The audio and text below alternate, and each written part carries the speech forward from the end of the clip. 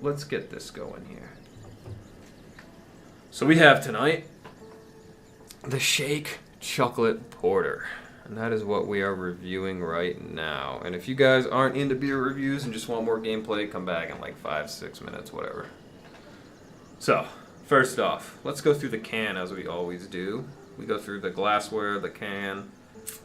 It says it's from this place called Boulders, Colorado's. And that's not local. So that's a -1. So, -1 on this drink. Not a local drink. Alright, let's go through more of the can here. Colorado's first craft brewery. Enjoyed since 1979. So, I don't think it's organic. So we're going to give that a ½ a point negative. Because I only drink USDA grade A organic drinks. And if I don't, I'm drinking this. So we're at -1.5. Thank you. What else does it say? It says shake. So why this beer is so interesting to me is the first time I bought it, I had it in my hand, and I shook the hell out of it. I just went to town, and is it grass fed? It's open range. I know that. I don't. It doesn't say anything about being grass fed. But yeah, when I was shaking it, I opened it, and just like, it wasn't beer, just foam came out. So I was kind of like, I wasn't impressed with how this was going. Hey Grayscale, welcome to the stream. We're doing a beer review real quick. So what else do we got? It's 12 ounces. It's not as big as a glass. We'll leave that. That's just a 0. That doesn't matter. That doesn't go up or down. 5.9 alcohol volume. And a 39 EBU, whatever an EBU is. That's okay. Dark chocolate. So I'm going to read this whole sentence piece by piece. Dark chocolate. So that gets a +1. Kyle, well, the liquid blend or the can? So the score is a -0.5. It's a porter. That's another point. So that's a +0.5. The taste, Metal Moss, the taste is like, of a beer review, isn't the taste kind of like almost the least important thing? Like, I don't know. We'll get to the taste, we'll get there. With natural flavors added. So, it says natural. But they're added, man. Where are they coming from? The EBU, I don't know what an IBU is, Mike, but the EBU value is 39. So that's very spicy. It's like black pepper in your mouth. The metal, I think it's made of a fine moss quality. That's metal, all right. So what I would do if I was back in the year 5 AD, I would gather all the Shake chocolate porters I could find, and I would shake the hell out of them and just spray the contents on the ground. And when I was done with that, I'd gather up all my cans, and I would smelt them down, and I would craft the finest katanas, because those are the greatest swords that exist. And I would fight my enemies. What else do we got? Government warning, we'll skip over the boring stuff. Please recycle. That's important. The 3 rules of recycling are always recycle more, and don't throw away stuff. So if you can remember those 3 simple rules, you're going to help make this earth a little bit better. Velvety smooth with a subtle coffee-like notes. Let's try that real quick. Yeah, that was subtle. And it was velvety smooth. That's a +1. That's a good beer. This porter serves... It's auto-saving when I pause. No, Zach. It's recycle more, don't throw away stuff. It's like a common misconception, especially with like people in your age bracket. They come up with these like 3 R's and in like a bracket order where you're supposed to do the first one the most and the last one the least. But no, that's actually been a not only a government conspiracy, but like a Russian infiltration. The original intention by the EPA was recycle more, don't throw away your crap. It was our RMDTAYC. That's kind of the original acronym. And that's where recycling came from. And I do drink my beer. You're not wrong. Yeah, we're in the same age bracket.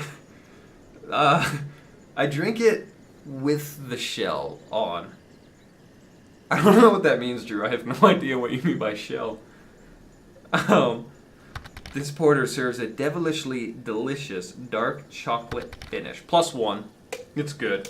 So it's 2.5. Oh god, Jesse, I don't even know what that clip is. I'm gonna watch that at the end of this review.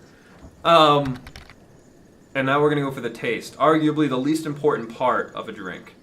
So first we'll do a taste from the can, and then we'll do a taste from the horn, because this is the horn of beer, and it's been known to make things taste better. So first, yeah, see, I don't. I guess that's what he meant. I never thought about that.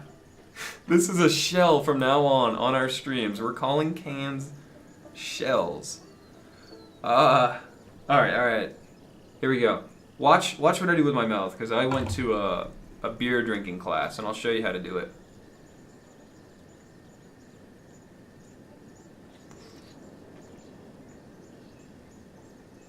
Okay, so that's how you take a sip, and then you want to smack your tongue around. And that aerates the drink in your mouth. And there's different ways to drink different types of beer, and we'll get through those over the weeks. But okay, cool. So we got that in there. It's good, man. The problem I have with it, it's one of my favorite beers, to be honest. Here, I get like a headache because it's so like sweet. If I have like 2 of these, so. And it's not like an alcohol headache. There's not a lot of alcohol in it. It's just so sweet. Like if you've ever had like 12 Mike's Hard Lemonades in a sitting and you get heartburn, it's that same idea, but in your head. And it's not burning. It's a different feeling in a different location. So it's not really at all related. But that's about it. So then what I like to do when I pour is I like to get the shell. I like to get the shell. It's not the Guy Fieri of beers. It's kind of... Who's that guy? God. Who's that science guy that like Reddit loves so much? But I often get annoyed by him. I'm not saying he's dumb. He's way smarter than me, all that. Science guy. Come on, somebody help me out. Science guy? He's the Neil deGrasse Tyson of beer, because I like it. I do, I swear. And I have a few sips and I'm great. But if I'm chugging it all day and I'm reading all the tweets, I'm kind of like Neil. Yeah, Neil. Not Bill Nye. I like Bill Nye. But Neil, I'm like... sometimes he writes some stuff that I'm like, just stick to science, man. But okay, let's get the pour in there. Let's get the shell. Well, you want to get the shell right in the cusp of your horn. And then you pour it in there, and you wanna like, get that smell in there. Okay, Kyle. I'm not saying he's horrible. I'm just saying sometimes it's annoying when I just read all this stuff. Now we got our drink and we de-shelled. It's called de-shucking. Oh, see, you just got a -1 point. So Metal Moss, what's gonna happen here is we actually keep track of the karma points, and oh, he said just kidding, guys! He said just kidding, LOL! Can we balance out that karma? It's kind of like when you punch a guy in the crotch and then you go JK, and he's on the ground doubled over in pain, but you said JK, so it doesn't really matter. Okay.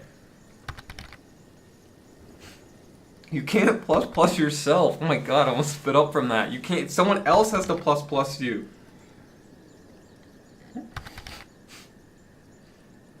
Yeah, it tastes about the same in the horn of beer. So the final score was 2.5? I think? 3.5? Eric, you'd know. You're the... God, I hate all of you. This is good beer. They're good dogs, Brent. They're good dogs. 2.5. Yeah, I think that's a quality rating score for this. I'd give them a gold star, too. So it's kind of just like 2.5 and a gold star. It's a good beer. Our next review coming up is Mike. I don't know where you like come up with this stuff, man. I hate them.